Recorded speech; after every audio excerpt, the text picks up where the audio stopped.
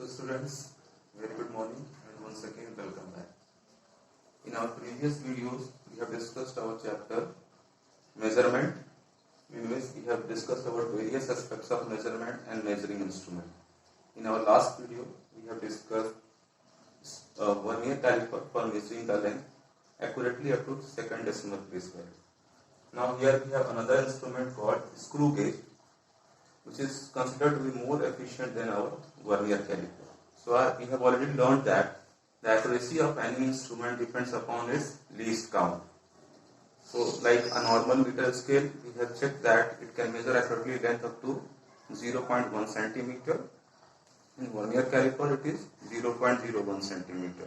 So in terms of that, we will discuss how screw gauge is better than vernier caliper. So first we will discuss about the construction of a screw gauge, the various parts and their functioning in a screw gauge.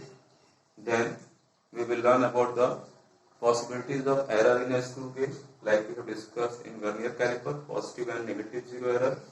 Then we will learn how to use the screw gauge for measuring any length. So here you can see the diagram is given of a screw gauge. So basically a screw gauge consists of a fixed U frame, you can see here, which is having a fixed stud, and then there is another movable stud called screw, which is threaded externally. Threading means a thread is cut like we have seen in a nut and bolt.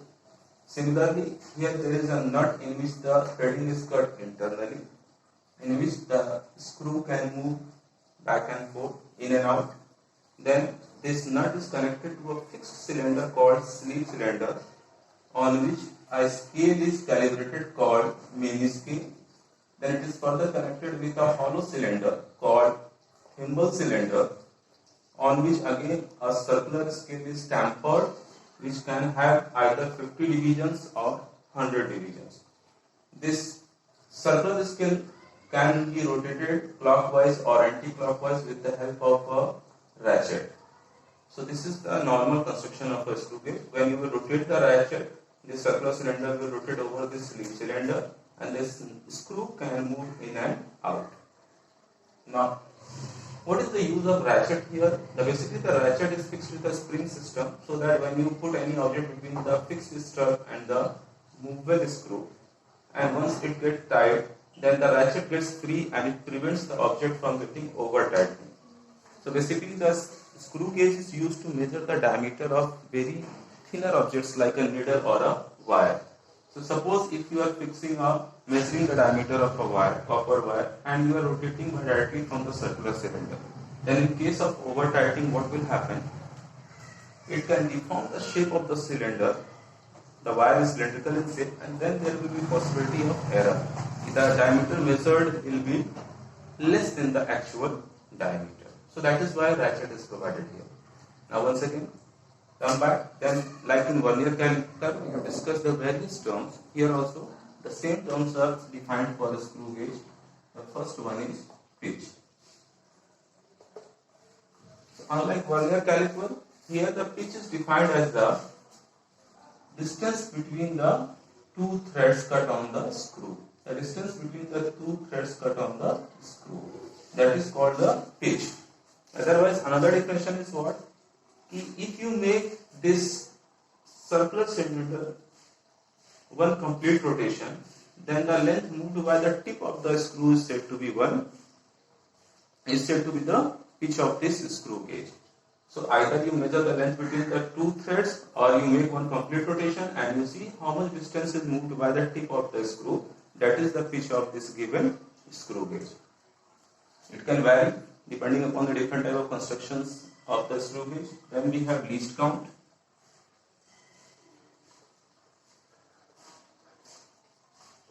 Least count is pitch upon number of division on circular scale. Like in vernier caliper, it was vernier scale.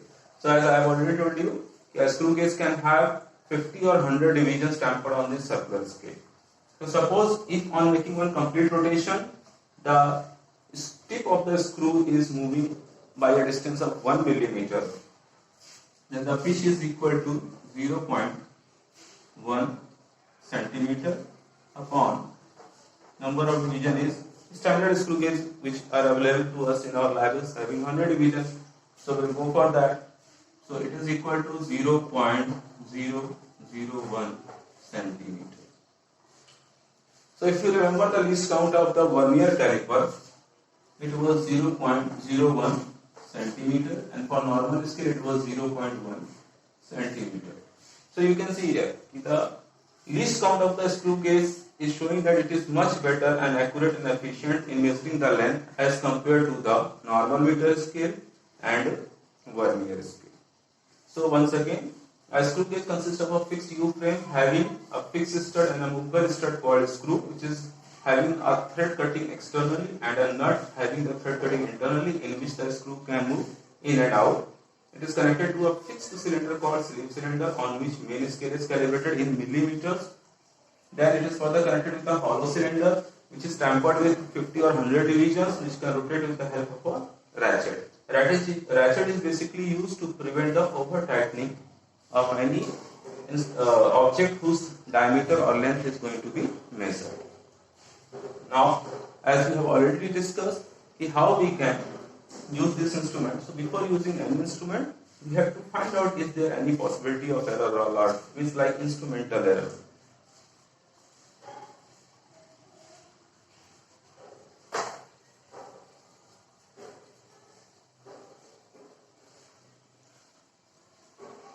So here also, just like in vernier caliper, we have discussed that without putting any object, we will make both the jaws in contact. Here, without putting any object, you will rotate the ratchet and you will make both the studs, the movable and the fixed one, come in contact with each other. If on doing so, the zero of this circular scale is coinciding with this baseline on which the main scale is calibrated, then the screw gauge is said to have no error. If the zero of circular scale on making both the studs in contact is coinciding with this baseline, just like this, suppose this is the zero division of the circular scale and this is the baseline, and on making both the studs in contact they are just coinciding tip by tip with each other, then the screw gauge is said to have no error. But if suppose the zero of the circular scale is lying above or below the baseline or sleeve line, then it is said to have zero error. Now depending upon whether it is above or whether it is below, we have again defined two types of errors: positive zero error and negative zero error. So first one is positive zero error.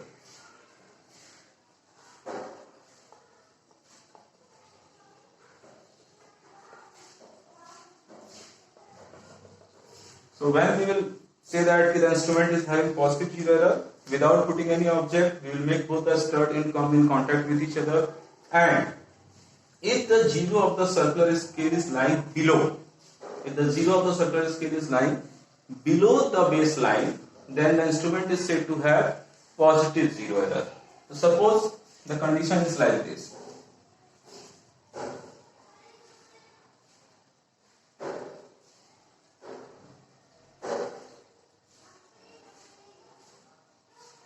And the zero is coming here. So you can check out here.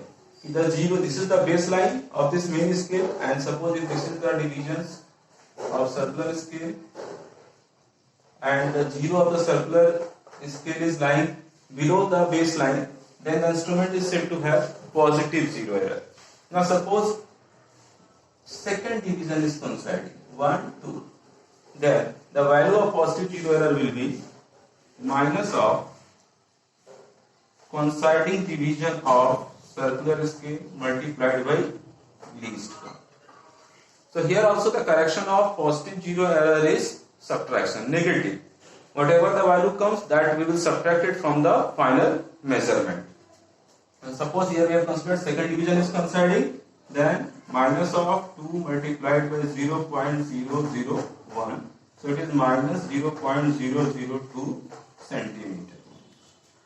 So this is all about the calculation of the positive zero error and how to find out that the instrument is having positive zero error. So once again, without putting any object, we will make both the stud to come in contact, and we will observe the position of the zero of circular scale with respect to baseline. If the zero is falling or lying below the baseline, then the instrument is said to have positive zero error. And this calculation of the value will be minus of coinciding division of circular scale into least count. So we have considered that second division is coinciding. So minus of 2 into 0.001. So minus of 0.002 centimeter. And this value will be subtracted from the final reading, final measurement. Similarly, if the zero is lying above the baseline,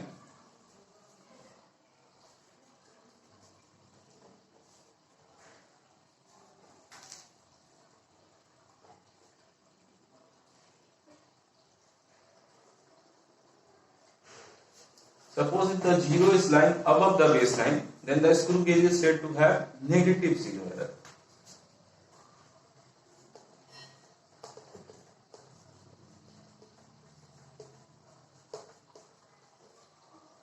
And the value of negative zero error is calculated as plus of n minus coinciding division of circular scale multiplied by least count. So suppose if we had taken a screw gauge in which 100 divisions are there, then it will be equal to 100 minus 98 multiplied by 0.001. So 2 into 0.001. So 0.002 centimeter. And the correction of negative zero error is addition. We will add this value to the final measurement. So the correction for screw gauge error and vernier caliper is same. Only the way of finding out the error is different. There in vernier caliper we are observing the position of the zero of main scale to the vernier scale. Here we are observing the zero of the circular scale is coinciding with the baseline or not. So if it is lying below, then it is a positive zero error, and if it is lying above the baseline, then it is a negative zero error.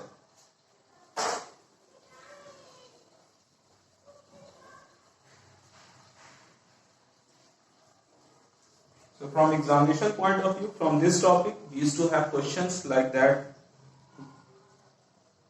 Give the construction and working of vernier scale and vernier caliper and screw gauge, and then there are also numerical based on the vernier caliper and screw gauge. That we will discuss in the last of the chapter when we will be discussing our exercises. Now next is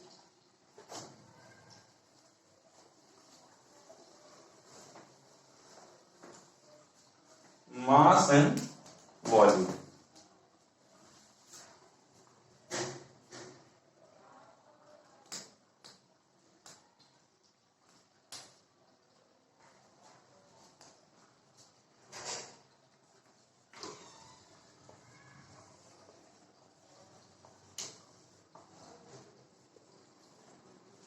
These are also the basic physical quantities which comes under the measurement. We will see the first one is mass.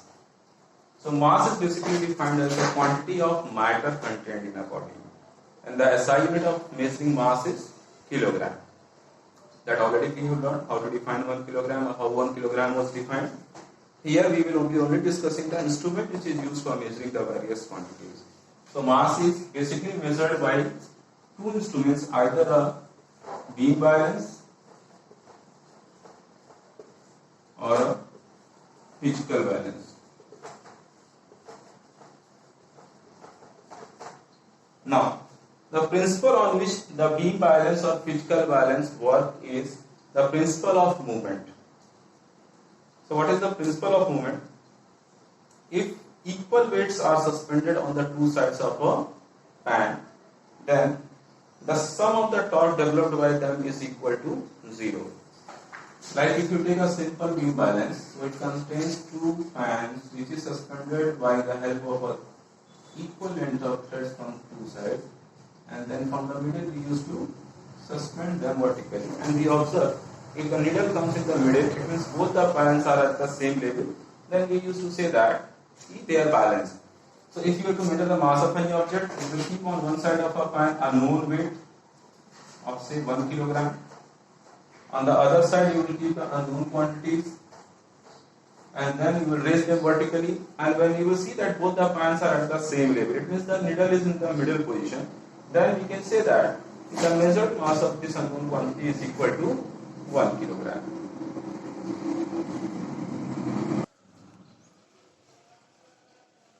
So this is what our normal beam balance for measuring the mass of any given body, which work on the principle of movement, that if the weight suspended on both sides are equal, then the balance comes in equilibrium condition and the needle acquires the middle position, vertically middle. Now, what are the precautions we have to take while designing or constructing any beam balance? Is that the length of the thread must be equal and the weight of the pan suspended must be equal. Then we can say that, or we can use this balance for measuring the mass of any object based on the principle of movements. Okay.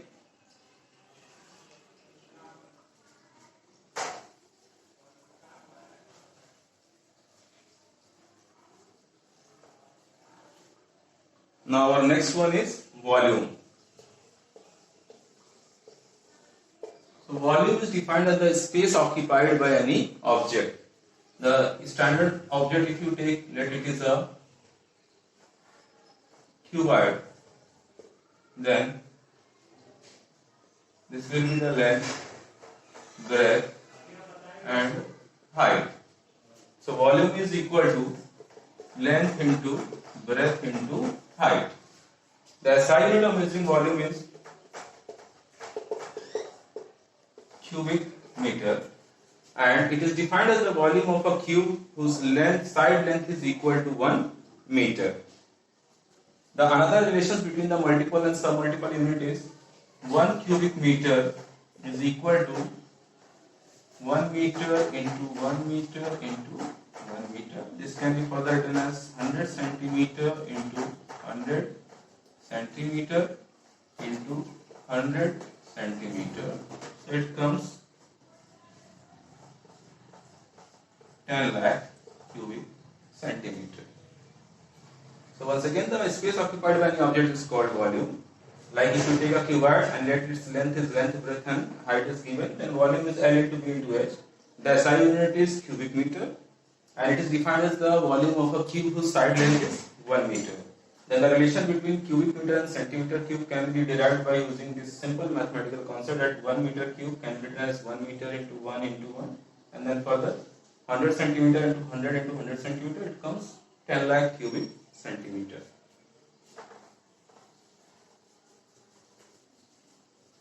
The other units which are used for measuring the volume of a given liquid is liter, and 1 liter is equal to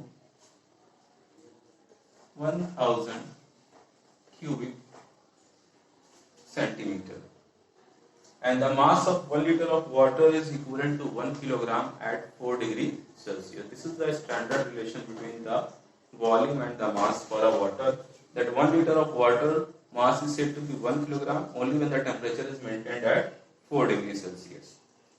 And below and above it is going to vary because we are knowing the anomalous behavior of water, which we have learned earlier, and later on we will also discuss in our heat chapter.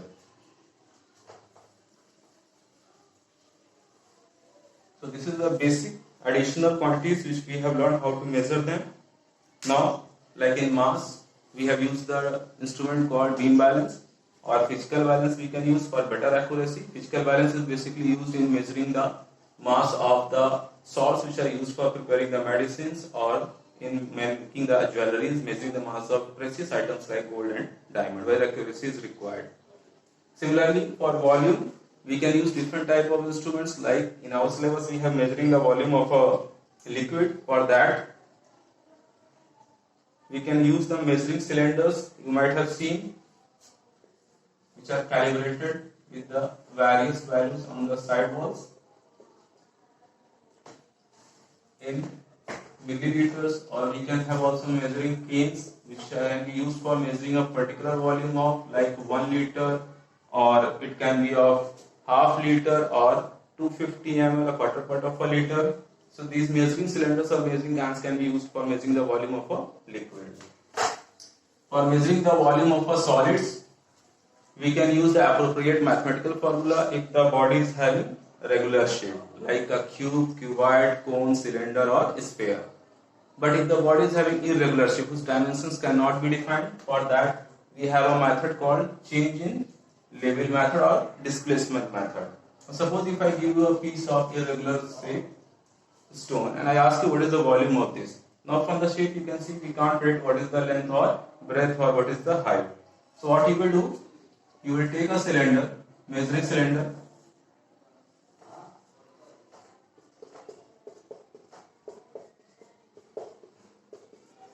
and you will pour water in this up to a particular level. Say we pour the water up to marking 10 ml.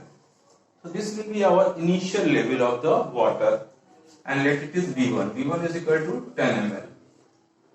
Now we will suspend this irregular shape body with the help of a thread. Now suspending, the water level will rise in upward direction and let it comes up to the mark 15. So this will be our V2, the final level of the water when the object is suspended, 15 ml. So the volume of the solid immersed inside the liquid will be given as V2 minus V1. So 15 minus 10, so 5 ml. Now we also know that 1 ml is equal to 1 cubic centimeter. So it can be further written as 5 cubic centimeter. So this is the displacement method or change in level method to find the volume of any irregular shaped body. So up till now we have learned about the measurement of some special fundamental quantity which forms a system of units, like we have learned about the instrument for measuring the length, then we have learned about the instrument for mass and volume. So from this chapter the last topic left is measurement of time, and in that we will use the simple pendulum. So we will learn about the working of a simple pendulum, and then in the last we will go through the exercises. So thank you for the class and giving your time, and I hope you are going with the classes and you are preparing well.